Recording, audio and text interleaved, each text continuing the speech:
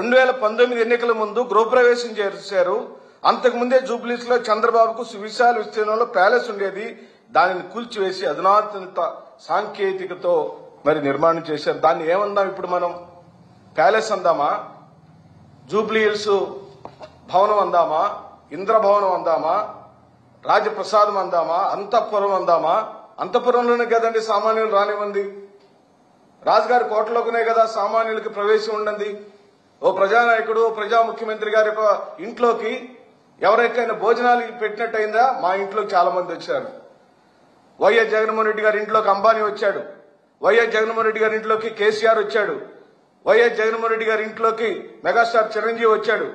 YS Jaganmohan Reddy గారి ఇంట్లోకి అదానీ వచ్చాడు. తదితర ప్రముఖులు వచ్చారు. మీడియా వెళ్ళింది. ఎన్నికల సమయంలో స్వయంగా ఆయన యొక్క భోజన టేబుల్ మీదనే ఇంటర్వ్యూ ఇచ్చాడు. సోఫాలో కూర్చోబెట్టాడు. మరి చంద్రబాబు నాయుడు గారి ఇంట్లోకి ఏ ఒక్కరికి, మీడియాకి గాని ప్రముఖులకు గాని ఏ ఒక్కరిని వెళ్ళినట్టు మీరు ఎప్పుడైనా ఫోటోలు చూశారండి? నేనైతే చూడలా. మీరెవరైనా చూస్తుంటే దయచేసి పెట్టండి, మేము కూడా చూస్తాం. మాకు అది తెలియవు. కానీ పుంకాలుగా ఆ ఇంటిని ఆయన ఒక రాజకోటలాగా నిర్మించుకున్నాడని, విదేశాల నుంచి మార్పులు తెచ్చుకున్నాడని, మొక్కలు తెచ్చుకున్నాడని కథలుగా వింటే చెప్పుకుంటున్నాం.